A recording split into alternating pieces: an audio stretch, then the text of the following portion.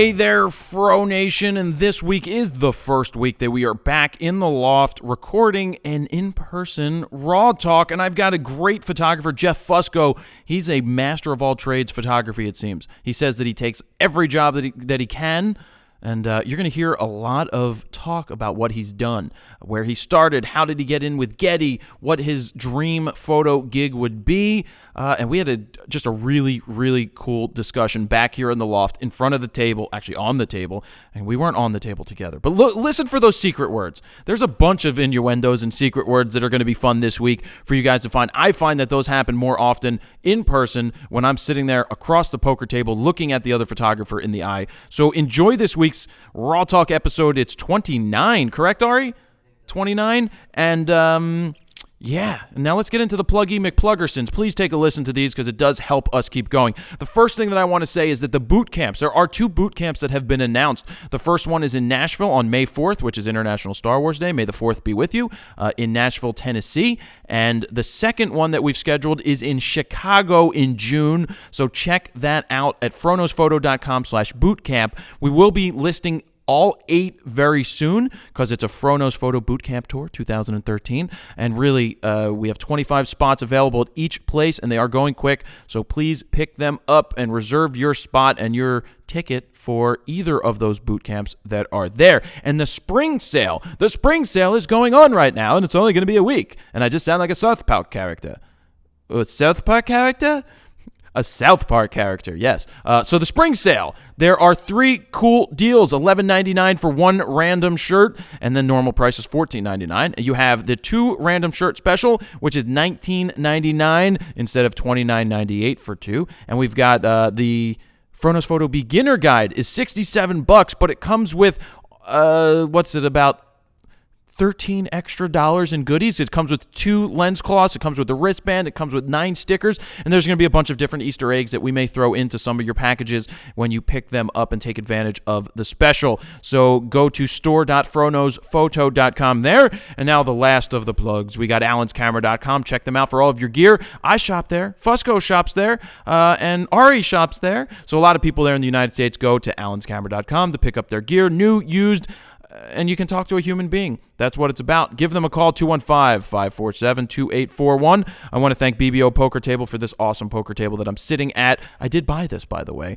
So you can check out their site, and they do cool things like this. If you're ever looking for a poker table, check it out. Drobo. Yep.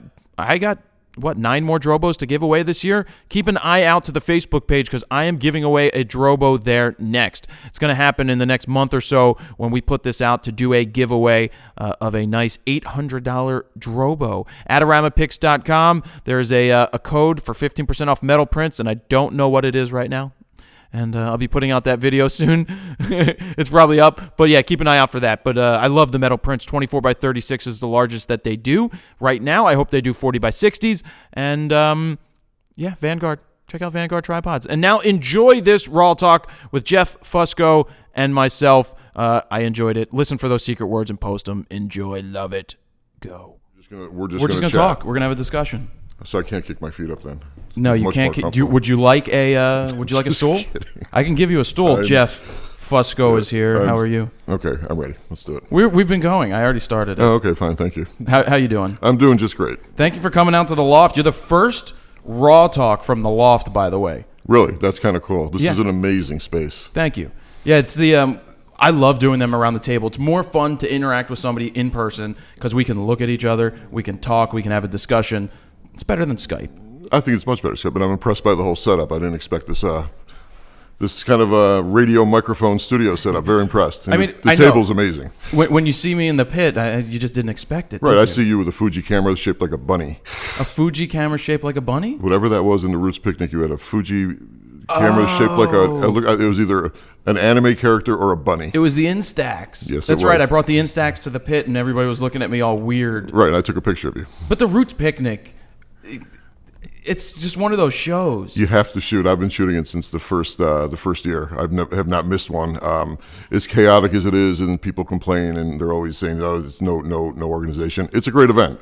Well, the backstage is the best for that. Yeah, I avoid that. You avoid that? I avoid the backstage. I enjoy the pit. I go to the pit, but then they they don't kick you out. But what happens is there ends up being like 50 or 60 people in there that are just not photographers because they're with the bands. Oh yeah, no, that's the best part. It's total chaos, and you have to acknowledge it and absorb it and enjoy it, or leave.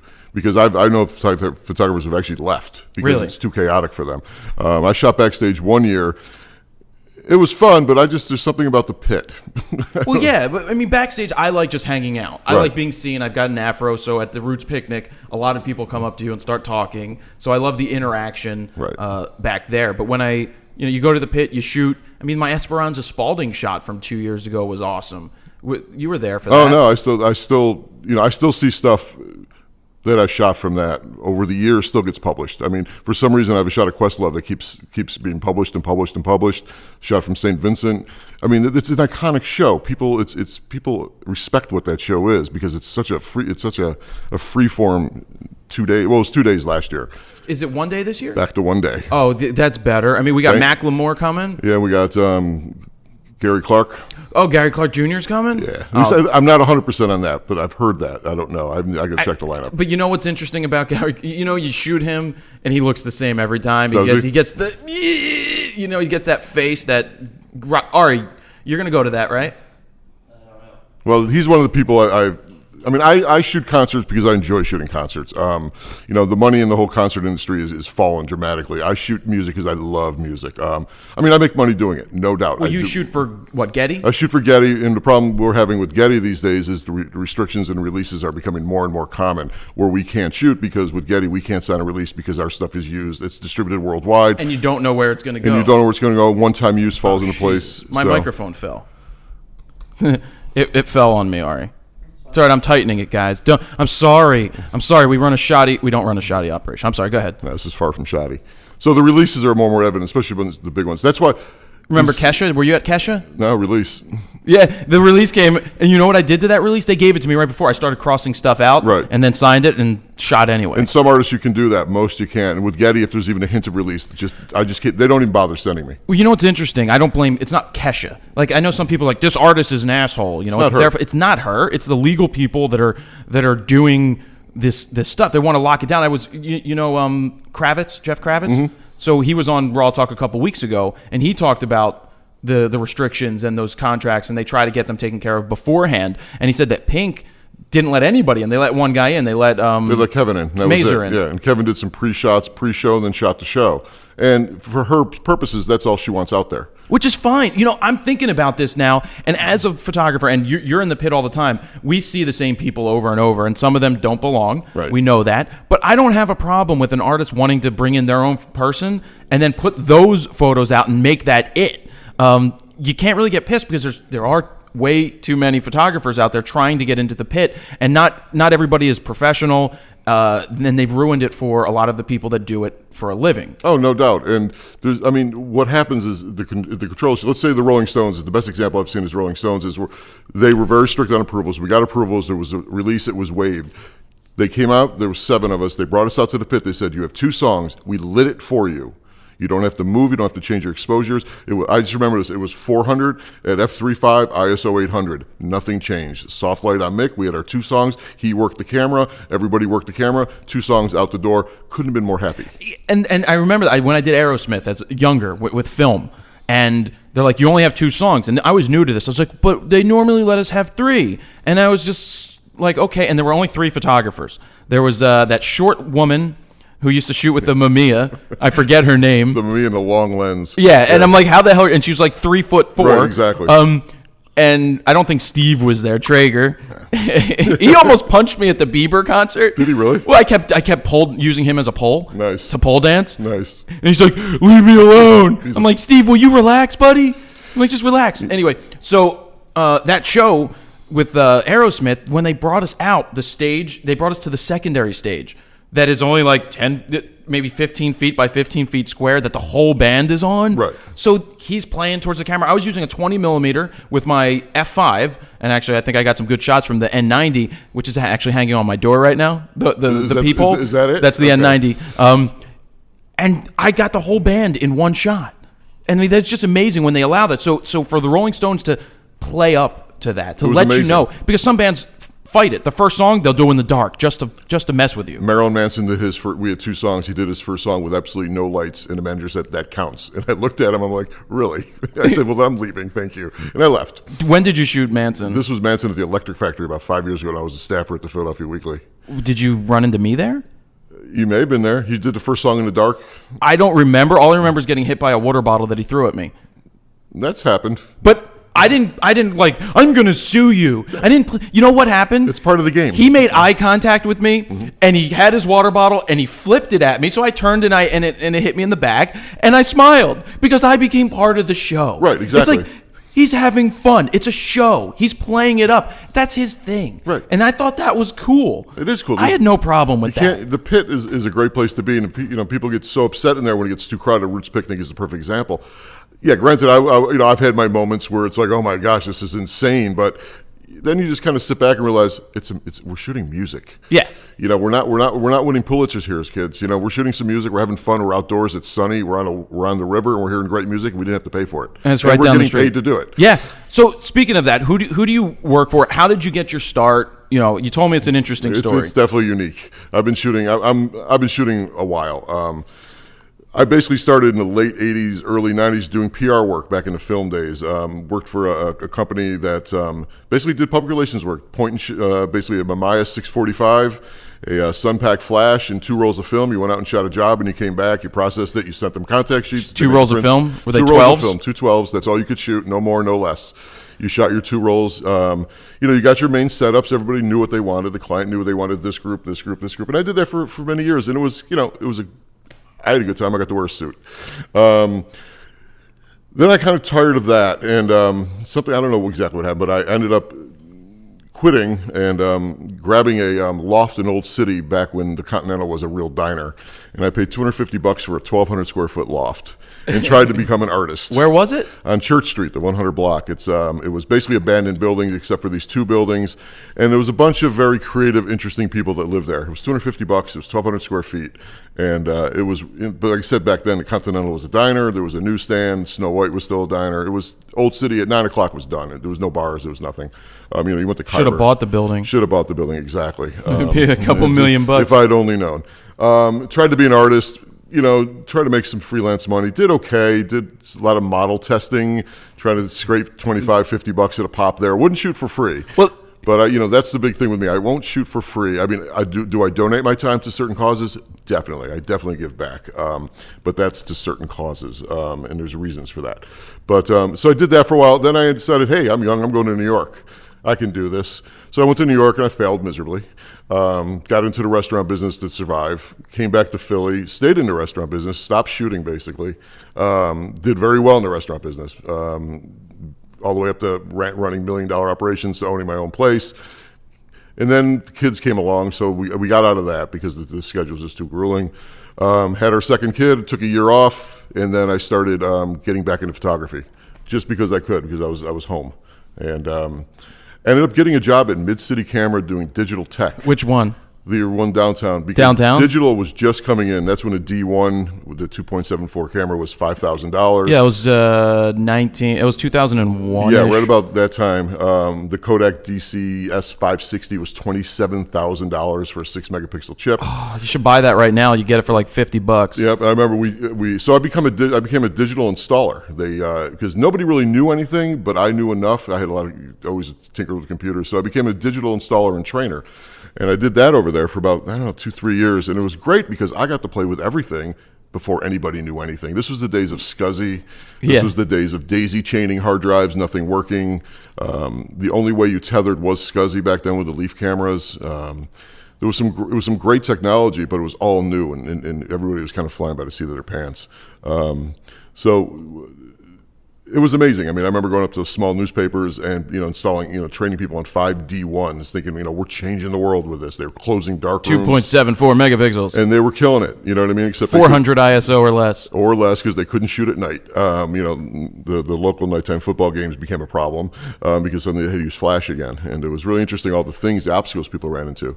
But that was great because I learned digital before anybody learned digital, because I was training myself along the way, because stuff was coming out so rapidly. Yeah. And then we had another kid, and I stopped for a year, and I saw an ad in the Philadelphia Weekly looking for a freelancer, and the Democratic or Republican convention was in town that year, and I wanted that job. I wanted to start shooting again. So I went out and pretended I was working for the Philadelphia Weekly on assignment. Didn't get anybody's way. I shot it, and I applied for it. I got an interview. I presented that, and the reason I got the job was because I did that. I actually went out and did something for them to impress them, and it worked. So I was their stringer, and I was thrilled. I was stringing part-time, raising our second kid, and then Jessica left, became a daily news photographer. I became their staffer, and I was there for 5 years.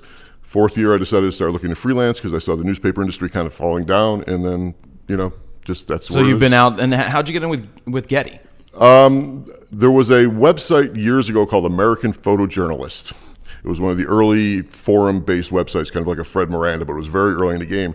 And the editor posted looking for freelancers. I figured, what the heck? Yeah. Sent her an email, sent her a resume, sent her some clips, started shooting for Getty. And I was mainly doing news in the beginning. I did a lot of news work for them. The entertainment stuff came along just because I was in their stable. The news industry, as with everything else, declined. I started shooting more entertainment, and I still shoot for them entertainment-wise. Nowhere near enough, but I shoot entertainment because I enjoy it. Yeah. The rates have declined. A quarter page in Rolling Stone used to be $150. Now it's $75 because the magazine's smaller. Ugh. Yeah, because the size, their subscription is based on how big the print runs. So if it runs 4x6, it's X amount. If it runs 2x3, it's X amount. That's so all the rates have declined. So what do you do? Well, I mean, where do you go to pay the bills? I do a lot of corporate work. I mean, corporate work is my bread and butter. I mean, I shoot anything. I shoot everything. I shoot for a bunch of magazines. I shoot for a lot of corporations, and I pick up work off of those other corporations. The Philadelphia Business Journal is probably my most fruitful account, is in fact of picking up other business, because I'm out there in the corporate world shooting the CEOs. So I have to go in there, get and work with them in 10, 15 minutes and get a great shot of them, and then get out. Yeah. And if you can do that and be nice and break them down and everybody has a good time, you'd be amazed how much work you can get. Oh yeah, I mean, these guys, the CEOs are owning, they have garages of cars, and you have to go shoot their cars and their parties, and whatever happens, it just one thing leads to another. Right, and you roll with this. I mean, you have to be, when you're out there shooting, you have to network. You just have to network, and you have to be nice, and you can't complain, and you have to deliver the files on time. And that's kind of my business model. I shoot it, I get it to them the next day. It works. My rates are fair. I'm not the big $5,000 a day guy. I'm never going to be. That's not what I do. I'm the middle level. I shoot everything along the middle lines, and I enjoy it because I see some crazy stuff out there. The Getty stuff is just kind of something I've been doing since 2003 was my first shoot for them. I was down in Washington shooting one of the protests down there, and that was my first job in 2003. I remember transmitting from the car and totally screwing up the captions, getting yelled at by the editor. Figured I'm never going to shoot for them again. Yeah. But 9 years later, I'm still shooting for them. So do you still transmit from location now? Yeah, not as much because I don't do that kind of breaking news anymore. But let's say, yesterday I shot 2 CEOs for 2 different clients, and they have their files today. I'm going up to New York Monday to do a job. Sounds silly, but we're shooting faux fashion for a 13-year-old girl who's having a bat mitzvah, and she wants to have magazine covers, posters all around her bat mitzvah. So we're shooting fashion stuff in Central Park.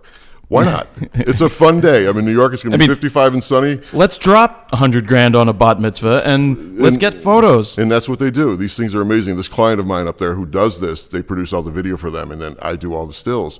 And it's amazing the amount of money they spend. It really is. But it's going to be fun. We're going to be in Central Park. It's going to be 55 and sunny. I mean, 13-year-old girls? How can you go wrong? We're getting paid. Hey, wait a second. Hey, Ari, I can't forget the secret words. 13-year-old girls, how can you go wrong? That's almost close to what I said last week about touching 15-year-olds. Yeah, that's probably. And I didn't mean touching them literally, physically. I meant touching them in an emotional sense of the word. Yeah.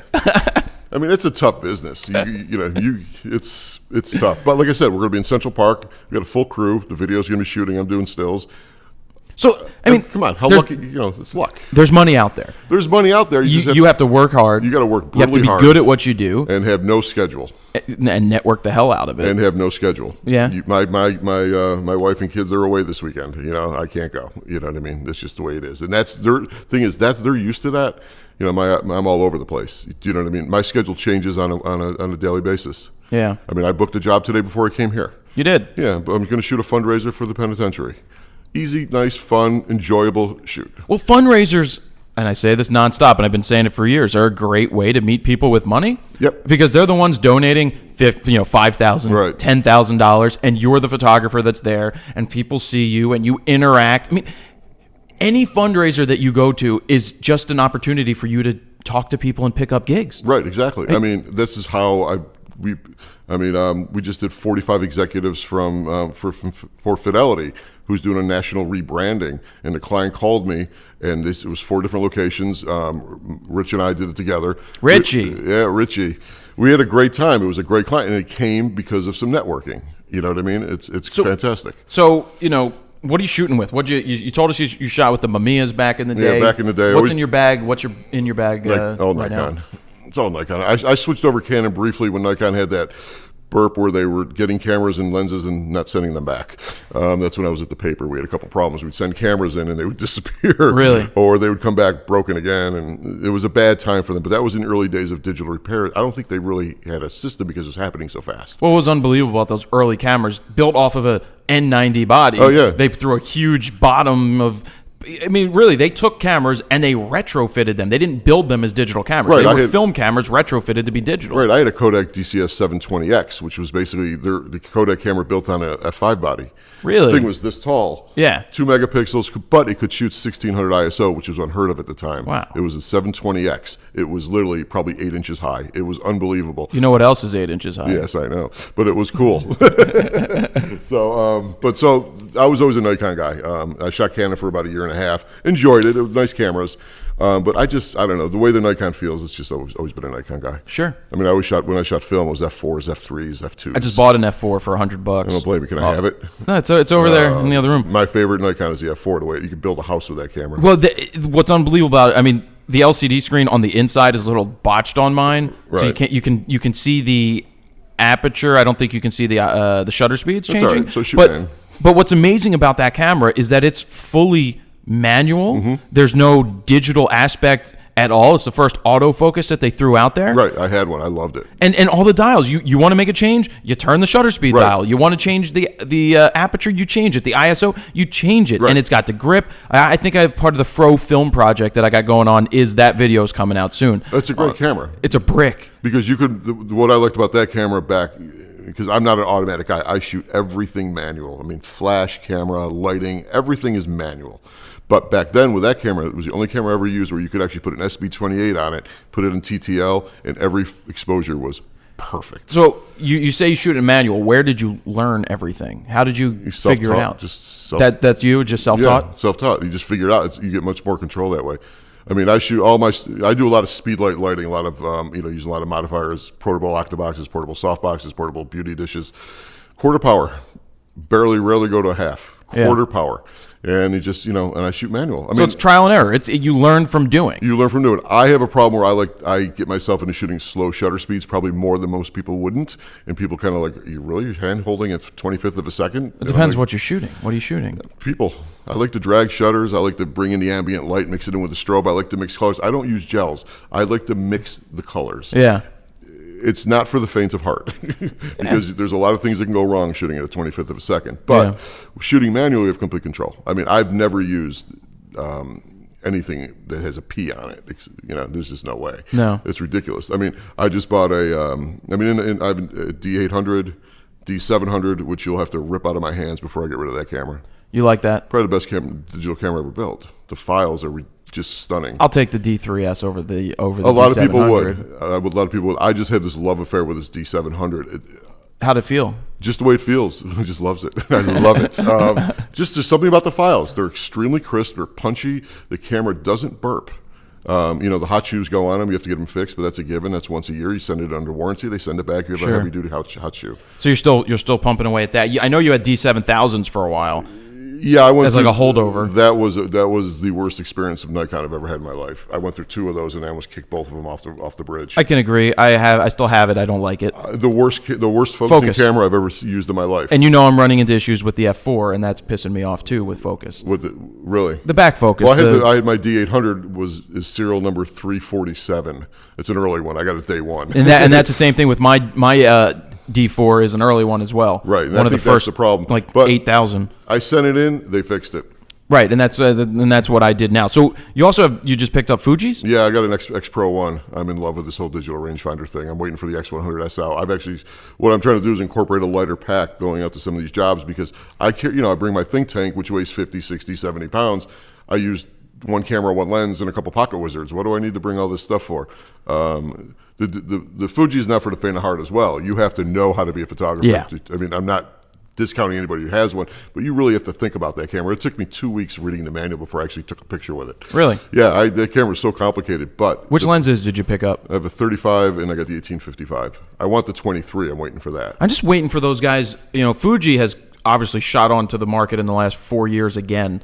They've really just done well. It's an amazing camera because it's very niche oriented. You really have to love it. It's a love-hate. There are people out there that just despise that camera. Yeah. I picked it up and fell in love with it. I mean, I traded my 35 1.4 in for it. The Nikon. Yeah, because I just figured I'd make more money with this. And I've shot jobs with it. I shoot a lot of corporate jobs with it because it's fun. And it's a challenge again. It's a challenge. It also stimulates conversation between me and the subject. So that relaxes the subject, and that's the key to getting a good portrait. Obviously, is to relax somebody. Yeah, you want to find a common ground, and that's what I do. Before I even take a picture, I find out something about that person. Do they have a Corvette? Have they been to Hawaii? Something, and we start chatting, and it just relaxes. It's the personal connection. You have to. If you come in there and you don't connect with them, you're not going to get photos. You're not going to get your shot, and that's my strong point. I enjoy talking to people that I don't know. So. In the pit, I was just thinking of Scott Wiener. I was just going to ask, have you ever had issues in the pit? Not talking about him in general. Yeah. I love Scott. I just love busting his balls. Scott is he's a what's the word I'm looking for? He's a staple in the business. He's been around for. I remember I listened to his stories. He's like, back in the '80s, they used to send a limo to pick me up to go do the photos of the bands in the back. He has shot some amazing people. He's had one-on-ones with he shot U2 before anybody ever heard of them at the Bijou Cafe, which is a little bar in Lombard Street at 15th. They played there. It was a bar. They brought him in he had no idea who they were. Right. But he has this iconic shot of them, and I think it's in the dressing room around the steps or something. And there's, Bono looking 20. Yeah. It's amazing. Have you had issues in a pit before? Yeah, I have issues with people who tend to be 6'5" and raise their cameras above their heads and start shooting. Yes, that's my pet peeve in the studio, and I actually will talk to that person and say, cut it out. Or move somewhere else because it's really not professional. If you do not need to raise your camera above your head. No. You're not looking at what you're getting, you're spraying and praying. Yeah, that's all they're doing, and they're not getting anything. And I don't know what it is. I just don't think it's professional. I mean, if there's nobody in the pit, right, have a great time. Yeah. But if you have a pit of 40 people and you got a guy who's in front of you, raises his hand and blocks all your shots, it's just not professional. They're also probably not professional either, so they don't know. And I've talked to a few of them, and they're like, oh, I didn't realize that was wrong. So Yeah, you work together. There is a like I've got the afro, but I'm also not 6'5". No. This was a Roots picnic issue I had with this one guy. I just was like, that's one of the times I had my moment. I was not happy. There's etiquette. Yeah, there is etiquette, and that's what it is. If there's etiquette in the pit, everybody's happy. Everybody gets their shot. I mean, think about it. How many shots do you actually need? You need that one. See, my favorite is when the curtain drops for a show, right? And there's no light on, and 30 people in the pit are going nuts, spraying and just shooting 8 million photos. And I sit there and I go, guys, there's no light. Exactly. Why are you shooting? Because I think I look over at you sometimes, and we sit there and we go, what are they shooting? When are the lights going to turn right. on? And what are these people doing right now? Or my favorite in the pit is when there's let's say. The lead singer's singing a very slow part. He's got his mic in the mouth, and someone sprays off like 30 pictures. I love you hear the. I'm like, I look, I was like, he didn't move. Right. It's hilarious. I actually said, I think you were there when I said something to one of the girls. I'm like, did you just shoot 7 pictures? She goes, yeah. I said, why? Yeah. I mean, concert shooting, you do get carried away and start spraying, and I'm guilty of it as well. To the beat.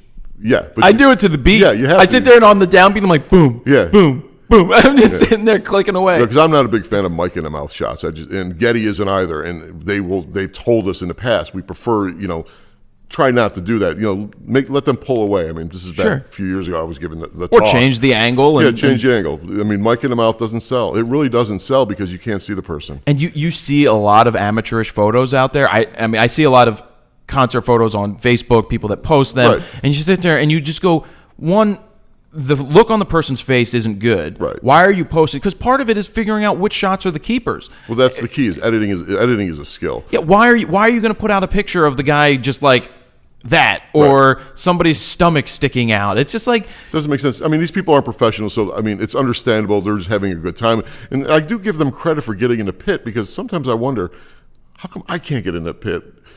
They can. You know what I mean? Or it's interesting, but editing is a key part of my business. You can't. Here's the theory: if you have an editor looking at 500 pictures, he's not going to look at 500 pictures. He's just not going to. He needs one. He needs two. Make it easy on them. He wants to look at 20 or 30, and that's the theory up there. When I shoot a studio session at the radio station, I move 12 pictures. Radio 104.5. Yeah, exactly. How many pictures of Green Day do you need of the guy talking? None, because I don't want any of him. Right, but my point is, you just want one of that. All you need is the shot that they're going to sell. Shot. Exactly. I mean, we shot Rick Ross. I mean, Rick Ross was great. Maybach music. Yeah, exactly. It was hilarious. But can I tell you, he kept the mic in the mouth the entire time. That's because he doesn't give a shit about you. But then he pulled it out. He pulled it out, and then he pulled it out. Rick Ross. We'll quote hashtag him in that one so that he can come after us. Let's retract that statement. He dropped the mic down, and bam, there was my shot. You know what? You ever watch on TV when the president's speaking or somebody's speaking and you hear nothing? Right. And then the hand moves. Everybody is trained for that motion, that unique image. You wait for that action. Right. I mean, the best year I've ever had shooting was 2007 and 8, that kind of combo year when the political race was on, because I was literally working. Were you at the Electric Factory when Obama spoke? Not Electric Factory. I was there. Yeah. And Ari was there. Yeah, he was amazing. that was probably the busiest 2 years. I mean, it was constant. It was amazing. It was the things you saw. I mean, I wasn't just shooting like the campaigns. I was shooting behind the scenes stuff. Shooting the protests, the rallies. It was just amazing. Being in places and seeing things, that was, to me, was the best shooting years.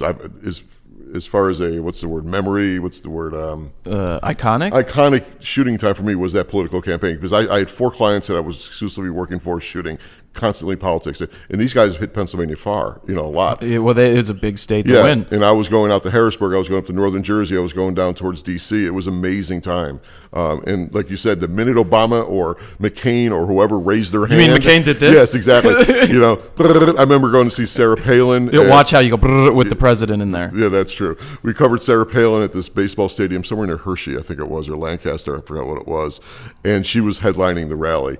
And she knew how to work the cameras. One of the best shots I have of that whole year is her I've looking heard down. she knows how to work the camera. She does know how to work the camera. Looking right down, pointing right at my lens, and giving me the eye. Jeff, you can put a lipstick on a pig, but if it's a pig, it's still a pig. Yeah, exactly. But she was amazing to photograph because she brought such iconic people to the stage. Oh, okay. Yes, we'll just leave it at that. It was a great time. That was probably my favorite shooting time. Anything I've ever done was covering that campaign. Yeah, and I covered it hard. I have a library of that. That's just wonderful. And is that all? Well, that's yours. Most of it's mine. Some of it's not. A lot of it was for Getty. A lot of it was for a couple papers up in New York. I own the rights, but they had the usage. So with Getty. You shooting JPEGs? You shooting RAW? You shooting both? I don't shoot JPEG anything. See, some Getty. I talked to Kravitz. Right. Kravitz shoots all JPEGs because they're delivering quick. Right. I mean, they're on the red carpet and they're throwing it out there. Right. I'm not in that speed. My jobs for Getty don't require that, which is good. Fine with me. Yeah. I mean, if I need to, I'll shoot RAW and JPEG. Right. I do that with the Fuji because there's a Velvia setting. And it's just awesome. You love the Velvia setting? I use it when I have a little trick where I take my RAW file and I take the Velvia file and I mash them. And you match them. Yeah. And it gives a great look. That's cool. So but I hear those the Fujis are always been popping. I remember the Fuji S5. Yeah, that was Richie's favorite. Richie loved that camera. Loved that camera to no end. So basically, the for those of you who don't know, the Fuji S5 was a D200 Nikon D200 body with a Fuji sensor in it and Fuji software. Now the software sucked; it was just clunky. Their software today sucks. Okay, well, they need to figure out how to do that better. But the colors were amazing. Adobe's finally came to the plate about 2 months ago. They finally have that X-Trans RAW camera RAW plug-in finally works now. Okay. People were complaining and they were getting too deep into it. They're probably looking at this stuff at 500% and going, look, there's a smear. I never had an issue. Yeah. But I will admit the new ACR for the Fujis is amazing. Yeah. So, well, that's good. Yeah. So we were talking a little bit, you mentioned the D7100. Did you get to play with one yet? No, I was just curious because this is one of the first cameras without the filter, the low pass filter. Well, you have a D800. Oh, you didn't buy a D800. I don't have an E because my concern with that was with the filter missing, and I shoot a lot of suits. I'm going to have moire because a lot of these CEOs wear expensive clothing. Yeah. And a moire on a fine count shirt is a disaster for moire. I was doing a job where we had this guy, I swear the shirt had to be $600 shirt. It was a nightmare to shoot. We actually had him change his shirt because it was moire. I mean, every camera I used. Should have burned it. Couldn't do anything. So my concern with this missing low pass filter is moire. Yeah. In all cases. I mean, my shirt this shirt would probably be a disaster. Yeah. Because it's plaid. Yeah. So we'll see what happens. I'm actually going up to Allen's. I'm going to take a look at it today. Yeah. My curiosity's peaked. For $1,200, I want to see this thing. Well, yeah, I mean, you love having that extra body thrown on your shoulder. I see you in the pit. You got two of them, one with the long lens, one with the short lens, and you go to town. It's the only way to go. And they got a third one in the bag. Well, see, what I think the D7100, not really to go too far into gear, is that we're seeing what's amazing with what Nikon or what Canon does is that they test out some of the stuff that ends up in the pro bodies on these lower end ones because they just keep coming out with them. But you're probably going to see the next D4 or something get into no filter. Yeah. I mean, if they're getting to that point where the sensors are that good and they don't have to work, the moiraying is negligible, then you're going to start seeing cameras. Well, that's their it. claim with the 7100, that there's a very small possibility. Problem is, if it happens once, it's a big problem. And if it happens once on the wrong, on a big job, you're in trouble. I mean, I don't think I would ever use a D7100 on a huge corporate job. You know what I mean? If you needed to, you would. If my D700, my D800 crapped out, I sure would. And the Fuji blew up, yeah, I'd pick up the D7100. Fourth down the list. But no, it's for $1,200. It seems like a nice camera to have in the bag. Apparently, the video does well. It's continuous focus. I don't do video. I don't see things move. I just don't see it. But it would be nice to have. Sure. That camera has a lot of features for $1,200. It's almost, is that better than the D600 at this point? Yeah, I haven't used the D7100 yet to tell you whether or not I like it more than, say, a D600. Right. I liked the D600. As a full frame body, the quality to me was extremely good. Right, and I'm running into that with the D800. I'm tiring of the file size. It's been a year. I'm thinking of buying a 600. My problem with the 600 is, this is a big thing for me, it has to feel right. Yeah. And the camera doesn't feel right yet.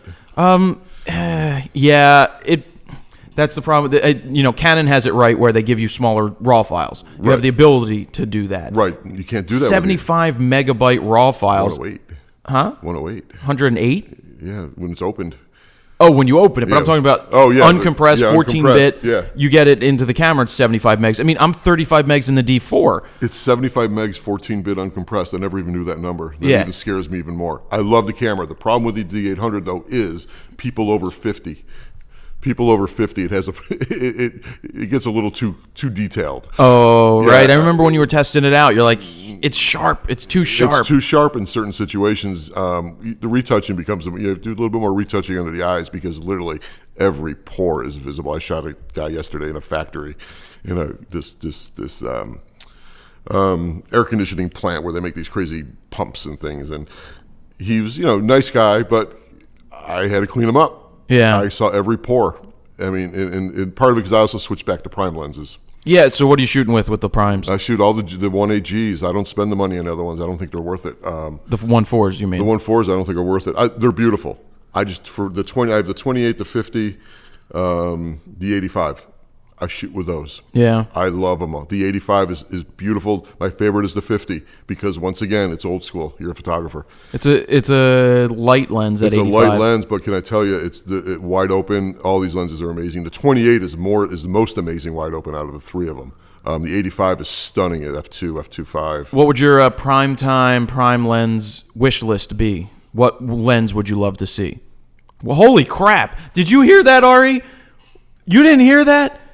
No, I didn't hear it. I said, what would be your prime time something, whatever I just said rhymed. It did rhyme. I'm like a rapper. Yeah. Please put that out there. Maybach music. FroKnowsPhoto music. I'd like a 51.2 autofocus. Canon. No. That doesn't matter. I don't have a Canon. I know. Well, so you like a 51 to why? I love to shoot wide open. You would shoot it at 1.2? Definitely. I love shooting wide open. Probably my favorite lens in the world, unfortunately, I can't use, which is the Canon 35-1.4.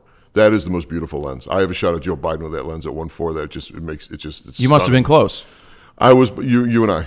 You were that close? Yeah. And that was Biden on the campaign trail? Yeah, it was Biden on the campaign trail. He was when he was up at Linville, I think, at the Orchard. He did a campaign stop, and he was very casual. Security wasn't totally bonkers like it was. His family was there. He was walking out. He stopped. He picked up his nephew or his grandson, and it's just me and him. Huh. You know, but that was like with Obama. There was times when I was shooting Obama back in 2006 before the campaign where nobody really knew who he was. He was actually stumping for Mayor Street at the time, believe it or not.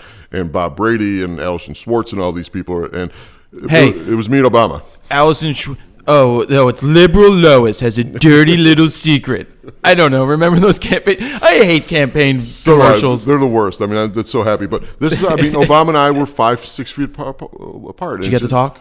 I said hello. Did you get a hello back? Yes. Awesome. And I also shook his hand in 2005 in Rittenhouse Square. He was walking around with no security, just saying hello to people.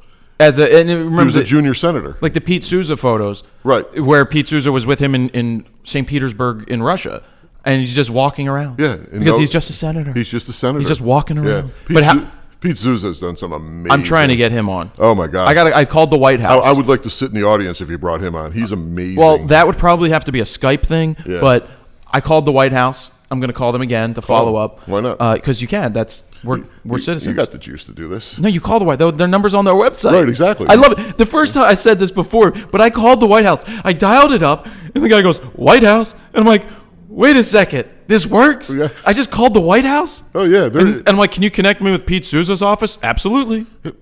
That's all it takes. I mean, they're public servants. Yeah. You know, we've elected them. I mean, but Souza's done some amazing, probably the best presidential photography out there is this 8 years or whatever it is. 7 years. And he stuck around for the second term. Yeah, he stuck around. I mean, he was a great journalist out of Chicago, you know, and he's just decided to do this, and what a great gig. I mean, I'm sure it must be tough on him, though. Yes, you go everywhere the president goes. Every time that has to be. But how many people could say they did that? Not many. Not many. I mean, that's an amazing journey. Right. You're everywhere around the world. Right. You are closer to the president than the vice president. Right. Because you're there every day. Right. I mean, that's what I love about what I do, and I consider. Listen, I am lucky to make a living doing this. I see things that nobody else sees from a different perspective. I've seen the poorest of poorest. I've been threatened by drug dealers, and I've been at the top of the Empire State Building where nobody else goes with a boxer. You know what I mean? It's just, I mean, the things we get to do are amazing. And people who complain and bitch, are just not. I mean, we're lucky to be photographers. We take pictures for a living. We're not curing worldwide disease. It's not easy to do what we do. It's brutal. But if you can do it, you better smile while you're doing it. You know what I mean? And that's what I do.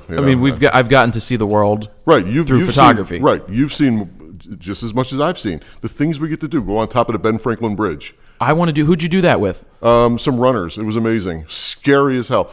I went up in a helicopter to shoot floods for Getty about 3 years ago. I'd never been in a helicopter before, so they sent me over to the heliport over at Columbus Boulevard. Yeah. And something in a normal helicopter, Channel 6 thing is going to come. You know, one of those real nice 4 doors, all shiny. Oh, they give you like a whirly bird? It was a Mosquito, yeah. Little thing, 2 seats? Little 2 seats, no doors, just a clear bubble. And so I'm not real big on heights. I've never been so terrified in my life. And the guy looks at me, he goes, "You're shaking." I'm like, "We're going up in this?" VR. Yeah, exactly. So we went up. And once we were up there 1,000 feet in the air, I was fine. Yeah. And can I tell you how much fun that was? I've done it. We flew to Trenton. I shot some floods. We flew back. I wanted to do it again. I got in college, my professor did aerial photography, and I assisted him. And they don't do that anymore for legal purposes, but it was crazy. It was a big one though. It Yeah. was one of those luxury ones. Yeah, that's what I was expecting. retrofitted with the door so that you Yeah. could open it and shoot out Yeah. and be strapped. And he was just he's using a Mia 645 up there. Yep. No, he was using an RZ. So he was using the RZ, and it was insane. Yeah, it was terrifying because there were no doors. He strapped me in. He goes, whatever you do, don't put anything on the floor. He goes, just wrap your cameras around your neck and just don't lean out. And it was amazing. And we went up, like I said, we flew up to Trenton, flew around for about a half an hour. We flew back, 1,000 feet in the air.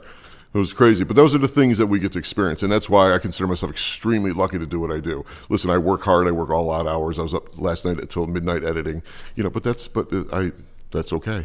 That's what we do. That's I mean, what we when you do. work for yourself, Yeah. it's not really it's work, but you see, with me, I mean, I spend so much time down. Like, I have a video game system. It's packed away because I don't play it. Right. Like, why would I take that hour when I could edit some more content? Now, that's a No, thing that's in my my brain. thinking. Trust me, that's my thinking too. I work out of my house. That's my office there, so I don't have that separation of church and state there. Yeah. If there's nothing going on at the house, the kids are doing what they're doing.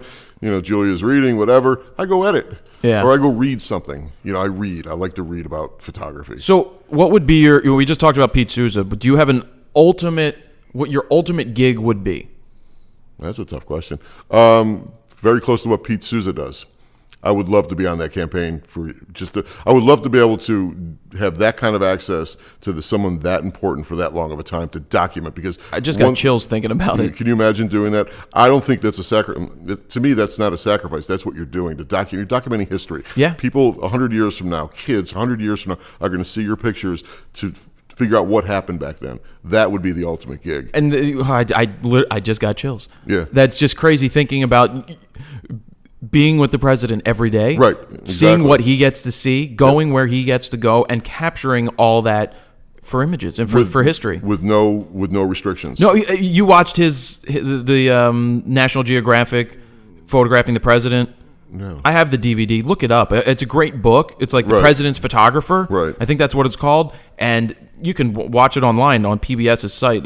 You watch the whole hour That's of gotta it. be amazing. It's just behind the scenes with Pete Souza. Right. You see him get out of one of the limos and he runs. But all the Secret Service, they don't move because they know him. They know So him. he runs right Right. in. He's got his cameras ready, and he's telling the stories of how this happens. He's in the White House. He's like, when I get the call, we go. And Right. and he shoots light. I mean, he's got, what, 2 cameras and 2 lenses that's on? it. He's got a zoom and a wide. He's got his 5D Mark IIIs, I'm assuming, at this point, And and just goes to town. Well, that's what I mean. I go back to the whole covering that political campaign back then. We were covering history, and I have an archive of it, and I still sell those pictures. Yeah. I still get requests for pictures from the Obama 2007, 2008 campaign because people want to see it. It was just amazing. You know what I mean? To be involved in that, as chaotic as it was, but it was so much fun. See, I think, you look at, we shoot music, and we've done, I don't know if you've ever toured with any bands. No, I've never toured. I shoot music because, like I said, I enjoy it. In fact, I can make money doing it. Bonus. Because music isn't easy to make money at. No, there are very few people probably making their living from shooting music. I mean, in New York and LA and those places, sure. Yeah. If you can make money shooting music in Philly, and I know there are a couple guys that do, but they come close, but I don't think they could survive on it. No, I You know don't. what I don't think so either. The rates aren't there anymore. That's all. No. There's just too many cell phones. Yeah. I mean, where was I? Perfect example. I shoot boxing for Golden Boy, and what I've noticed over the years covering, because Bernard Hopkins is from Philly, is shooting, is the amount of iPhone videos being used as the main source of their media equipment. The last workout I covered before his last fight, I think there was 3 professional cameras, and the rest were iPhones and point and shoots. And you can probably get some good stuff in the ring with the iPhone. No, that one I'll disagree with you. Right. I shoot all the press conferences and all the workouts. I've only shot a couple of fights, but it's different. It's amazing how things have changed over the years. Boxing is fun. Boxing, like to shoot. It's the characters that come to the Hard events. though. And boxing's a. I shoot think it's a JPEG dead during sport. boxing. Because you shoot so much. You have to. You should shoot raw anyway, man. No, you can't. Camera can't handle it. You don't overshoot then. Anticipate the motion like the old days. Took me 300 shots to get the connection shot. I got the one shot where Bernard hit this one boxer and the spray. Right. And that's all you needed from that whole night. You needed that shot. You know what's great? When you look back at the history of boxing photography, Right. and you look back at, what the hell's his name who shot the Ali photo, and Neil Leifer. Right. You look at Leifer's work, and he was using Hasselblads like up in the ring, and they could use strobes back then. Right, They exactly. set up strobes, and then what happened is as TV became more prevalent, they didn't want these photographers using the strobes. So then it just became harder and harder to shoot that stuff. But the stuff that he got with like Ali, if you watch that Ali Frazier where he knocks him out, and is it Frazier or was it Liston? It was Liston, right? Laying That there. shot's Liston. The laying. famous shot. Yeah. Yeah, and if you watch the split second where he pumps his arm like that, he caught it at the right time, and it was just history that he captured. Right, and that's all you need with boxing. I missed the Blue Horizon because when I was at the paper, shooting the paper, we used to go there and do stories on various local boxers. And lighting was hideous. Yeah. Shooting, and this is back when I had a D1, D1X. But, man, you needed that one shot. Yeah. And you always got it, but you had to work for it. And you had to deal with the spray of the blood and the sweat. But the best part about boxing is the characters that are surrounding the boxers. Cigars, whiskey, and cool hats. And women. And and the women. It's unbelievable, but it's such a scene. And that's, like I said, how lucky are we able to do this? We get to see this and experience this. And then we get to leave. Well, yeah, the behind the scenes stuff is awesome. I really enjoy hanging it. Did you didn't do Made in America or Welcome America? No, I was, no, didn't do it. Yeah. That didn't happen. Not sure exactly what happened. I just didn't get in. I just think we'll close on how much fun it is. We enjoy going out there and we enjoy shooting. Like I love seeing you in the pit because we can bullshit. We can have fun. And we have fun. And there's a small group of people, and you see the same people, and you wonder how the guy with the Nikon over his left shoulder and the Canon over his right shoulder is doing what he's doing. Right, but he's doing it. But that's what he does. And I have a lot of respect for anybody. Like I said, we talked about this. If you can get into the pit, I respect it. Just have the etiquette and respect everybody else in the pit. And they do. Right. And that's. Well, most people do, and especially when you see the same people over and over, it's fun. Like when I saw you at the Bieber concert. Right. It was hilarious. We were back. It's like, oh, why are we here? Yeah, it's just like, oh, here's Bieber walking by. They were like, why are we here? But we get to see stuff like that. And in fact, it turned out Bieber was very pissed off that night because he didn't get nominated for a Grammy, and it showed on his face. And I made money on a shot that he was scowling at me. Yeah, there's more behind-the-scenes discussions that happen because we exactly. also know what other stuff that was going on. Shooting red that carpet's too. brutal. I'm glad I don't do that for a living. I didn't go and shoot that red carpet because that's a bunch of crap. Yeah, no, I had the choice of shooting behind and I wasn't in the mood to shoot a show that night. There was two of us there and we flipped. Okay. And I don't like shooting red carpet, but I do it randomly because I don't shoot it for a living. It's kind of fun. It's tough. Yeah, I mean there were like 30 people back there with step stools, brutal, but I know everybody there, Yeah. so we end up, we all gang together and we have a good time. Awesome. And then Bieber comes out and scowls and is like, "There's money to be made." and they move. Yeah, if he does something interesting. So Right. there you go, Bieber scowls. We can end on the Bieber scowls. Bieber scowls makes you money. Fusco, thank you very much for My joining me in the pleasure. loft. This First is a one. Great new space. Honored to be the first. We've said a lot of very strange innuendos today. We probably do some editing. Well, no, we don't do editing. We go good. straight through and we let people pick out the innuendos and that's throw them great, up. great. It's more fun that way. Yeah, that's more fun. Well, thank you very much for joining us. We'll sign out from here. Thank you guys for listening. Jared Polin, FroKnowsPhoto.com. See ya. And there you have it. Raw Talk 29 with Jeff Fusco was a fun and enjoyable discussion. I really loved hearing about the campaign photos that he took and how he makes a living at what he does, how he shoots all the gigs that he shoots. He does do some of those charitable shoots because he meets people there. You meet CEOs there. That is what it's all about. So I hope you found some super secret words in there and posted them up on the Twitter and on the Facebook because there were some good hashtags. I think there was something about a 13-year-old in there. What did I say about 13-year-olds, Ari? You don't remember? There was something about a 13-year-old. I want to know what that tag was. And that Rhymey McRhymerson thing that I made up was like the best rhyme ever. So definitely put those up on the on the Facebook and on the Twitters and hashtag them and put them wherever you want. But again, don't forget about the boot camps, FroKnowsPhoto.com/bootcamp. Check that out for all the tour dates. You can pick up your tickets now and reserve them. The one in Nashville's coming up quick on May 4th. And don't forget about the spring sale, store.FroKnowsPhoto.com. Thanks to Alan's Camera. Thanks to Drobo, Adorama Picks, BBO Poker Tables. Thanks to me. Thanks to Ari. Thanks to Jeff Fusco. Thank you, Ari. You're welcome. And I already did my sign off, but I am going to sign off again from Frono's Photoland and the where are we? We're at my loft. Jared Polin, Frono's Photo.com. See ya.